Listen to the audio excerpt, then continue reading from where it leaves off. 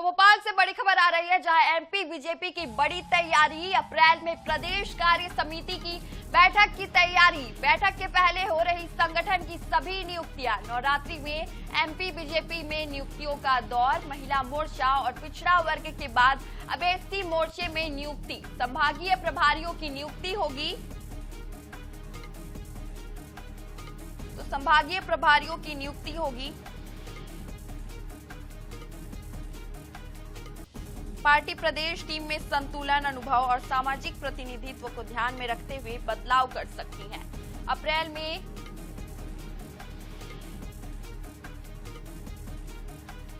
तो नवरात्रि में MP BJP में नियुक्तियों का दौर देखने को मिलेगा। महिला मोर्चा और पिछड़ा वर्ग के बाद अब एससी मोर्चे में नियुक्तियां होंगी। संभागीय प्रभारियों की नियुक्ति होगी।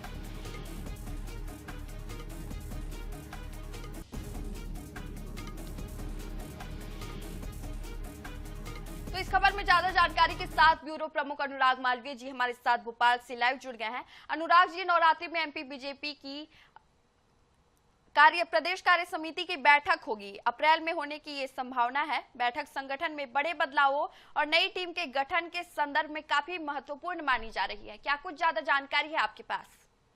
बिल्कुल, देखिए, मध्य प्रदेश भारतीय जनता पार्टी प्रदेश कार्य समिति की बैठक लगभग तय हो गया है कि अप्रैल में रखी गई है और उसमें सबसे महत्वपूर्ण बात है, उसके पहले जो औपचारिकताएं हैं, कुछ महत्वपूर्ण कदम है, सभी उठाने शुरू हो गए। आप नवरात्रि में देखेंगे तो मोर्चे और प्रकोष्ठों में नियुक्तियों का सिलसिला जारी है।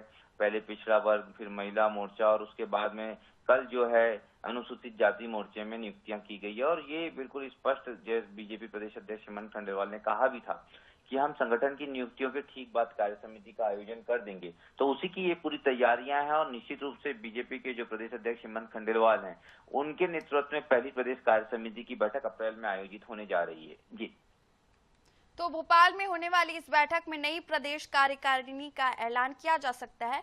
तो इसमें क्या लगता है आपको कि पार्टी प्रदेश में टीम में संतुलन, अनुभव और सामाजिक प्रतिनिधित्व को ध्यान में रखते हुए और क्या क्या फैसले लिए जा सकते हैं? जी अनुराग जी।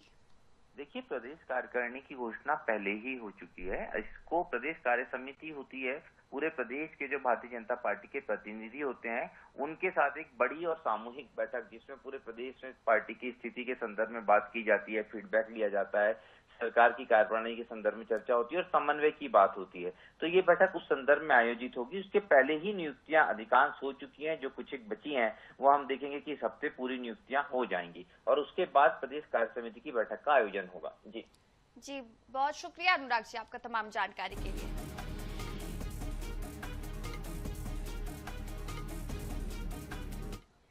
भोपाल से बड़ी खबर है, जहां मुख्यमंत्री डॉक्टर मोहन यादव के आज के कार्यक्रम आपको बता दिए। आज मथुरा और दतिया के दौरे पर रहेंगे सीएम। दतिया जिले के भांडेर में किसान सम्मेलन को संबोधित करेंगे मुख्यमंत्री। करोड़ों के विकास कार्यों का करेंगे भूमि पूजन, लोकार्पण।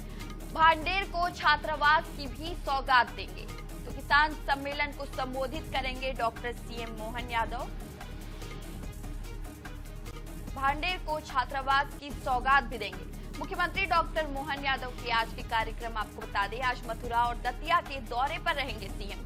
दतिया जिले के भांडेर में किसान सम्मेलन होगा, जहां किसान सम्मेलन को संबोधित करेंगे मुख्यमंत्री। करोड़ों के विकास कार्यों का भूमि पूजन, लोकार्पण करेंगे।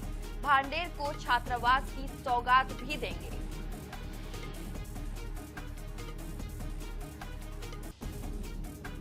तो आज मथुरा और दतिया के दौरे पर रहेंगे सीएम। दतिया जिले के भांडेर में किसान सम्मेलन को संबोधित करेंगे मुख्यमंत्री।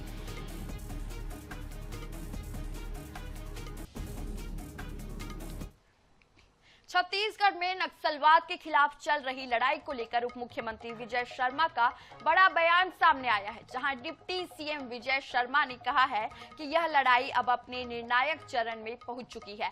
कवर्धा में मीडिया से बातचीत के दौरान उन्होंने दावा किया कि 31 मार्च 2026 तक पूरे छत्तीसगढ़ से सशस्त्र नक्सलवाद खत्म हो जाएगा। इतना ही नहीं, उन्होंने संकेत दिए कि बहुत जल्द एक ऐसा अहम कदम सामने आएगा जो नक्सलवाद के ताबूत की अंतिम कील साबित होगी। तो डिप्टी सीएम विजय शर्मा का बड़ा बयान ये है। नक्सलवाद को लेकर उन्होंने एक बड़ा बयान दिया है। निर्णायक चरण में पहुंच गई है लड़ाई, ऐसा विजय शर्मा डिप्टी सीएम का कहना है। जल्द बड़ा खुलासा होने के संकेत दे रहे हैं डिप्टी सीएम। बड़े नक्सली कमांडरों के सरेंडर,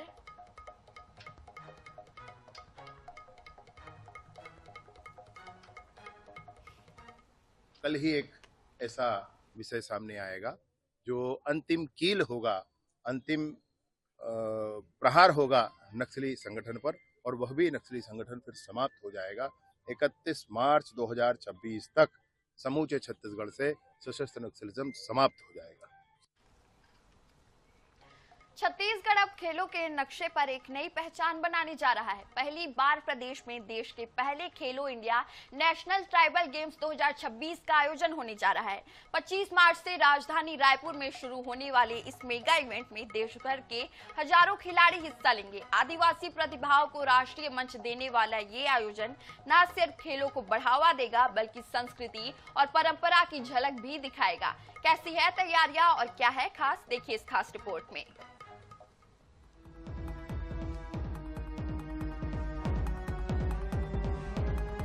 रायपुर में खेलो इंडिया नेशनल ट्राइबल गेम 2026 25 मार्च से 3 अप्रैल तक होगा आयोजन। देश भर से करीब 2000 से ज्यादा खिलाड़ी होंगे शामिल। 1000 से ज्यादा ऑफिशियल्स हिस्सा लेने के लिए पहुंच रहे।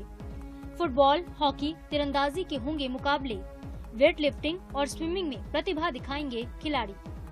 इस आयोजन का मकसद सिर्फ प्रतियोगिता नहीं बल्कि आदिवासी संस्कृति, पारंपरिक खेल और छुपी प्रतिभाओं को राष्ट्रीय मंच देना है। ये गेम्स ट्राइबल युवाओं को आगे बढ़ाने का मौका देगा, जो खेलों के जरिए उन्हें नई पहचान दिलाने का काम भी करेगा। इस आयोजन की सबसे खास बात वेट लिफ्टिंग के लिए तैयार किया जा रहा एक हाई टेक एसी डोम है। करीब 1 करोड़ रुपए की लागत से बन रहे इस डोम में 20 राज्यों के 145 खिलाड़ी हिस्सा लेंगे। खेल मैदानों को इंटरनेशनल स्टैंडर्ड्स के हिसाब से तैयार किया जा रहा है। वेट लिफ्टिंग के लिए 4 फीट ऊंचा प्लेटफॉर्म, दर्शकों के लिए गैलरी, कुर्सियां और लाइटिंग की बेहतरीन व्यवस्थाएं की गई हैं। रायपुर में पहली बार लद्दाख की फुटबॉल टीम भी हिस्सा ले रही है। पुरुष और महिला दोनों वर्गों में टीमें मैदान में उतरेंगी, जिससे मुकाबला और भी रोमांचक होने वाला है। देखिए, हमारे माननीय प्रधानमंत्री जी भी और हमारे केंद्र के हमारे खेल मंत्री डॉक्टर मनसुख मंडाविया जी भी छत्तीसगढ़ पर विशेष फोकस किए हैं और छत्तीसगढ़ को विशेष सुविधा दे रहे हैं। आज ये खेल युवा कल्याण विभाग हमारे डिप्टी सीएम साहब अरुण साहू जी के पास है। वो काफ़ी सक्रियता के साथ लगे हुए हैं और अनेक आयोजन छत्तीसगढ़ में होंगे। खिलाड़ियों और ऑफिशियल्स के ठहरने के लिए राजधानी रायपुर के 7 बड़े होटल्स में खास इंतजाम किए गए।